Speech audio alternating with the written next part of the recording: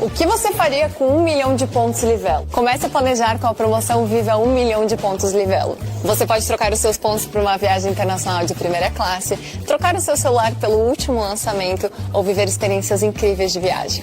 Para concorrer é muito fácil. É só pedir o seu cartão da Genial, se cadastrar na promoção e concentrar suas compras nele. Já imaginou o que vai fazer com seus pontos? Peça agora o seu cartão de crédito da Genial.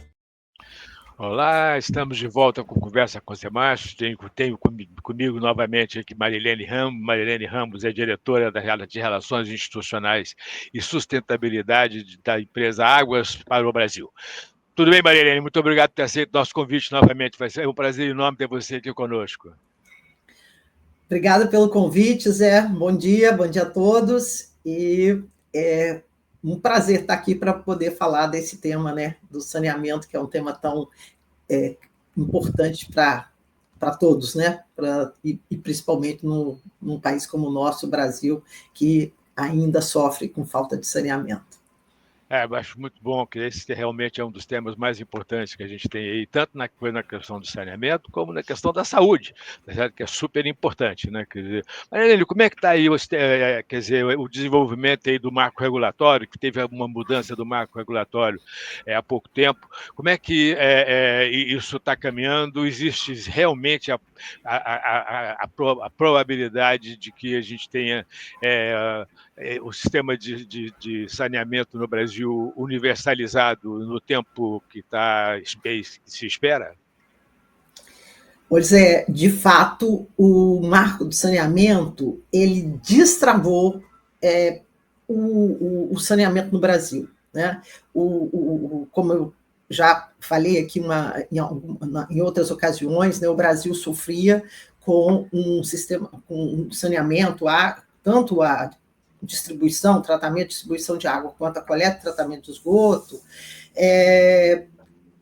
com a falta de capacidade de investimento daqueles atores que eram os responsáveis pelo saneamento até 2020.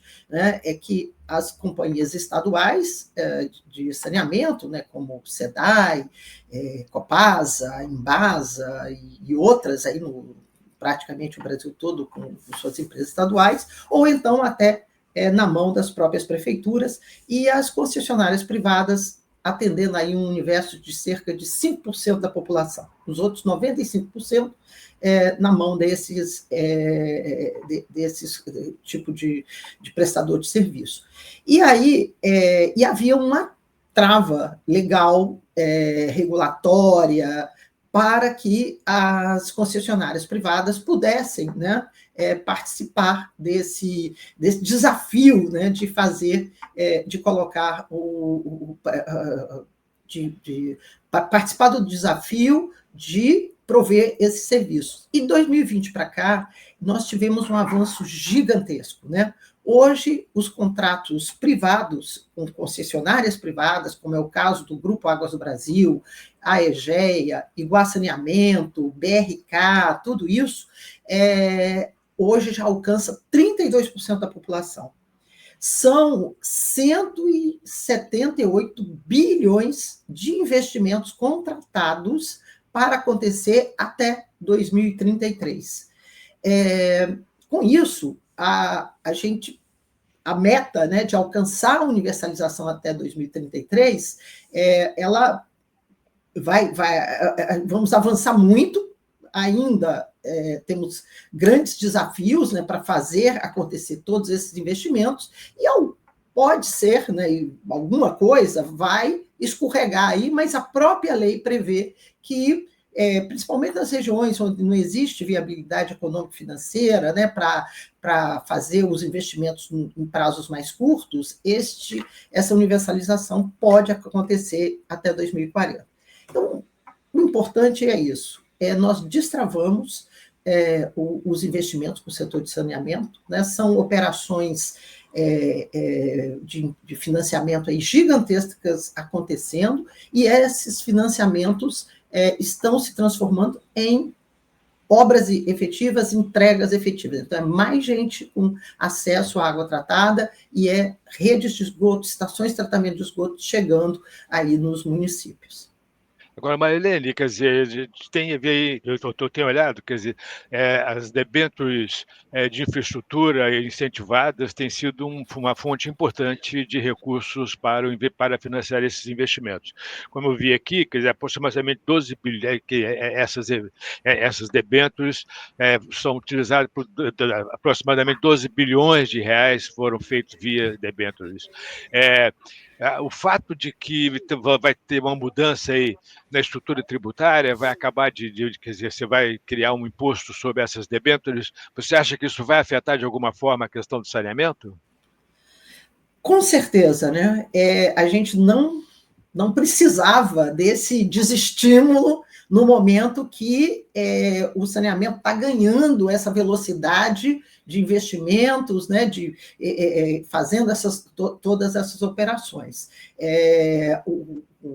As debêntures de infra é uma forma, né, do setor privado de trazer financiamento privado para o setor de saneamento a um custo mais baixo e que viabiliza, né, mais operações, viabiliza mais concessões, o maior número de concessões. Infelizmente, não houve, né, esse entendimento do que está trazendo aqui para o setor de saneamento, que é um setor, né, que ainda está carecendo de uma maturação maior, né, e trazer esse aumento de custo neste momento eu diria assim, é péssimo para o setor, atirar contra a universalização. Da mesma forma, quer dizer, lá na reforma tributária, teve um aumento do imposto, quer dizer, o IVA, certo, vai ser, quer dizer, em cima de saneamento. Agora, tudo isso, no final das contas, vai acabar refletindo no preço para o consumidor, não?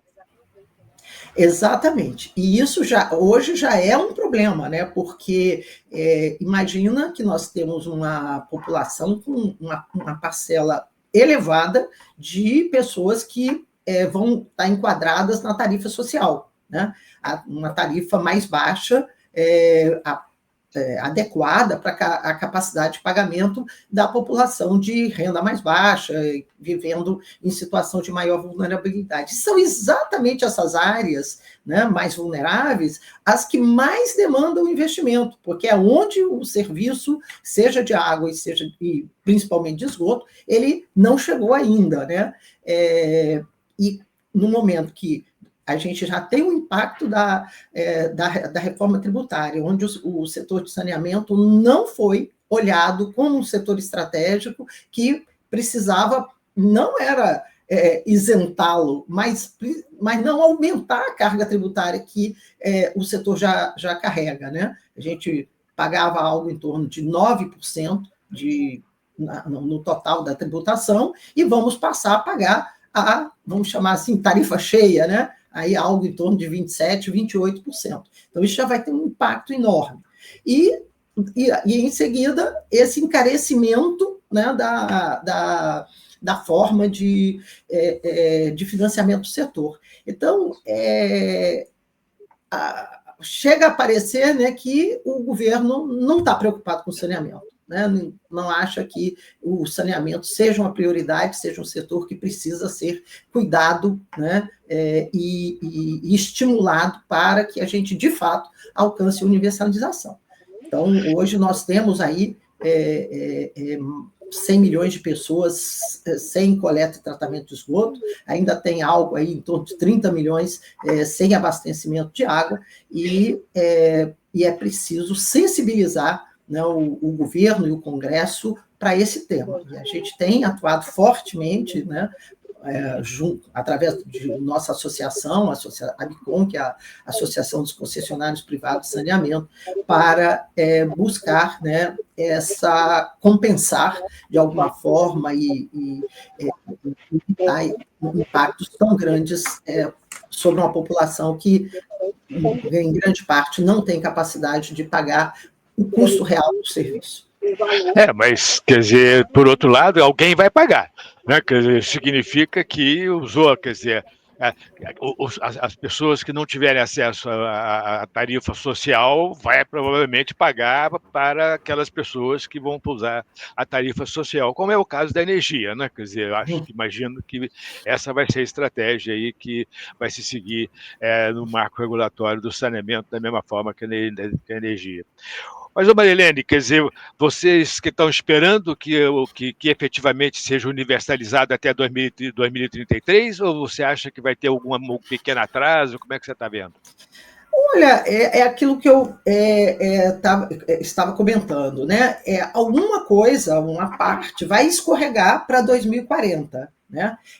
Tivemos recentemente a licitação, o leilão de blocos de saneamento no estado do Pará. Né? E lá no estado do Pará já existe uma previsão que em grande parte do estado essa obrigação de universalização vai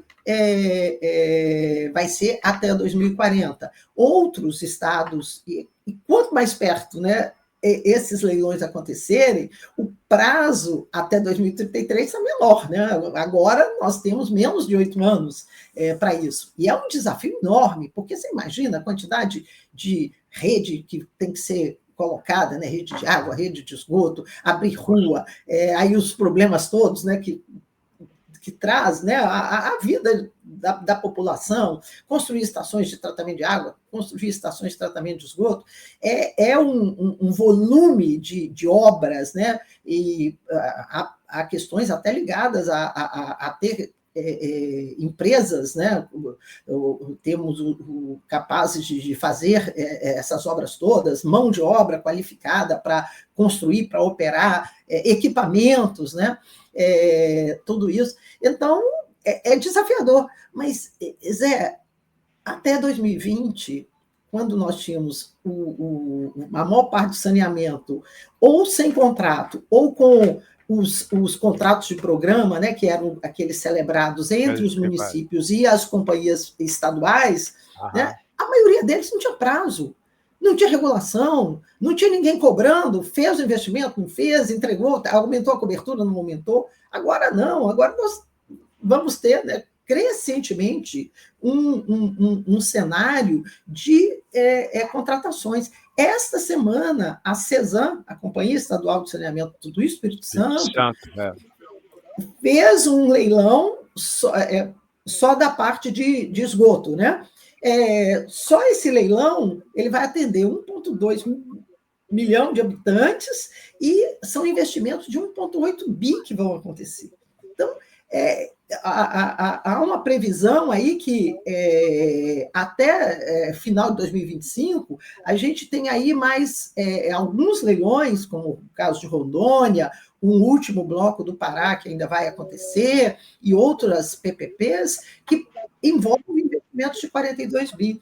E aquilo que eu digo sempre, quando você tem um concessionário privado que tem um contrato a cumprir, tem regulação em cima dele, ele buscou suas fontes de financiamento, né?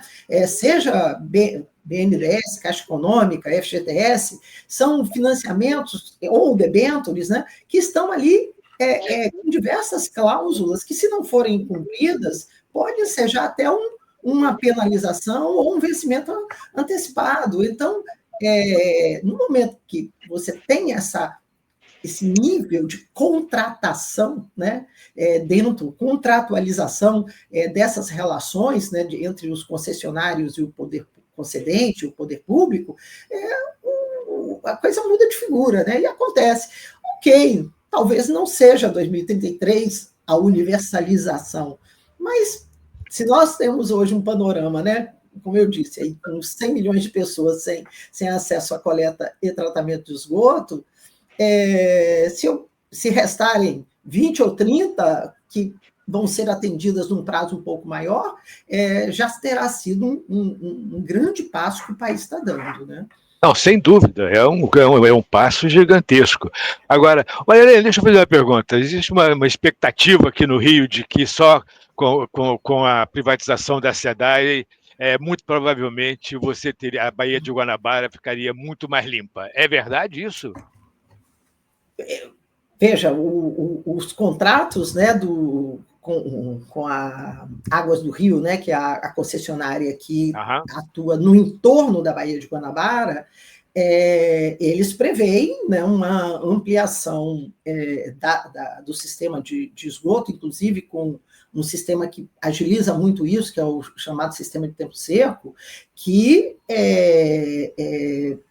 pretende, né, que até 2033 nós tenhamos um aumento expressivo de coleta e tratamento de esgoto aqui em toda a região do entorno. Então, com isso, a Baía de Guanabara tende a melhorar muito de qualidade, haja visto que nós temos observado aí Praia do Flamengo, Praia de Botafogo, que há décadas não ficavam balneáveis e voltando a ser balneáveis. Até posso dizer, da parte da Águas do Brasil, nós que atuamos ali na zona oeste da cidade, né, com a nossa concessionária, a Zona Oeste Mais Saneamento, lá nós já temos mais de 70% de coleta e tratamento. Então, já, eu diria assim, a nossa porção do entorno da Baía de Guanabara, a gente já está fazendo aí a nossa contribuição. Agora, aí, olhando aí com a minha experiência como gestora pública, né, anteriormente, que fui, né, justamente nessa área ambiental, as questões da poluição da Baía de Guanabara, elas não são decorrentes só de esgoto, né? A gente pode resolver esgoto e continuar tendo muito problema. Será um grande passo. Agora, temos as questões relacionadas a lixo, né? A deficiência de coleta de lixo, a questão da urbanização precária, né? Que faz com que as moradias fiquem em cima dos rios que afluem ali para a Baía de Guanabara, e aí lançando lixo, esgoto diretamente no rio. Temos questões de poluição industrial, né? Ligados a indústrias que ainda não controlam não são adequadamente seus efluentes, né? Eu sempre conto, né, uma história tem um rio ali perto da Reduc, onde você sabe que ali existe muitos casos de o pessoal que processa combustível ilegalmente, né?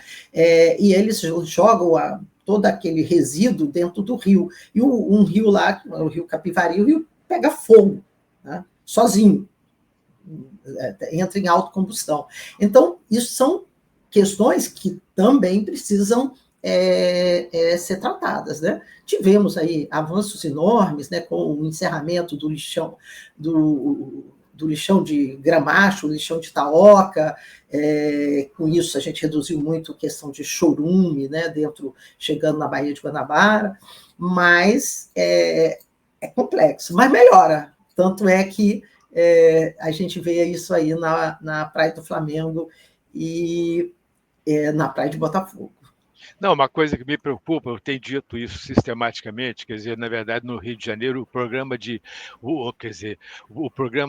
que mais deve diminuir a desigualdade na sociedade carioca é exatamente a limpeza das baías e das lagoas lá na zona oeste da cidade, tá certo? Acho que isso realmente faz uma diferença monumental para o bem-estar das famílias aí na Bahia. Então, acho que por isso que eu estou perguntando, eu acho que esse é um ponto importante. Tá certo? Zé, deixa eu só fazer um comentário com você, porque aí a gente falando de desafios, né? A gente falou desses mais gerais, reforma tributária, agora o impacto sobre as debêntures, mas a gente também tem as ameaças locais. Infelizmente, tanto a Câmara de Vereadores aqui quanto a Assembleia Legislativa parecem não entender, né, que o serviço de saneamento, né, as concessões, elas têm que ter equilíbrio econômico e financeiro. Né? Se não tiver, não vai acontecer, os investimentos não vão acontecer. Então, eles saem com leis completamente estapafúrdias, que não, contrariando, né, inclusive a lei federal, o próprio marco do saneamento. Agora, há poucos dias, a Câmara de Vereadores, por exemplo, aprovou uma lei em que ele autoriza, né, que qualquer residência, qualquer comércio, indústria, o que for, ele pode usar água de qualquer sistema, né, de qualquer fonte alternativa. Então, se ele quiser, em vez de se ligar à rede pública, quiser comprar carro-pipa, por exemplo, ele pode. Isso fere de morte, né, a dois problemas.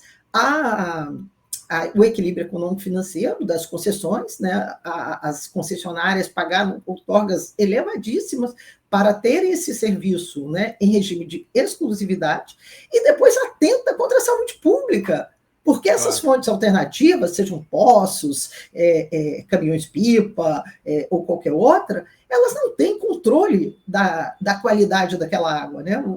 A gente sabe que a primeira coisa para reduzir mortalidade infantil, reduzir doenças de veiculação hídrica, tudo isso, é o acesso à água tratada da rede pública, né? Que é onde você vai ter garantia, uma água que todo dia, ela é totalmente controlada, são ensaios de qualidade feitos várias vezes por dia, laboratórios credenciados, tudo isso.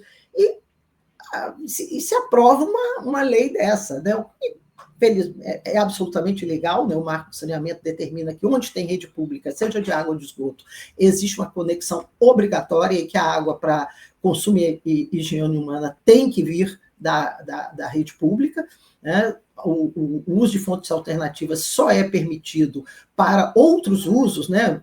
Usos industriais, lavagem, rega de jardim, piscina, lavagem de piso, coisa desse tipo, mas, infelizmente, os nossos legisladores parecem não ter entendido, né, qual é a importância de você garantir a sustentabilidade econômico-financeira dos contratos de concessão. Bom, essa é a única forma de funcionar, né? Porque se realmente não for assim, não vai ter, né? Quer dizer, vai deixar de existir. Marilene, muito obrigado por ter aceito o nosso convite, um prazer enorme. Você tem pelo menos boas notícias. Eu não tenho tido boas notícias aqui nessa conversa, tá certo? Mas nesse assunto, realmente, acho que estamos... Excelentes notícias, mas desafios gigantescos. Claro, não, vai ter sempre, mas, quer dizer, quando a coisa funciona, muito bom, né? Quer dizer, então acho que esse é um ponto importante. Muito obrigado por ter aceito o nosso convite, um prazer enorme, Marilene. Foi um prazer, Zé. Até a próxima. Até a próxima, um abraço.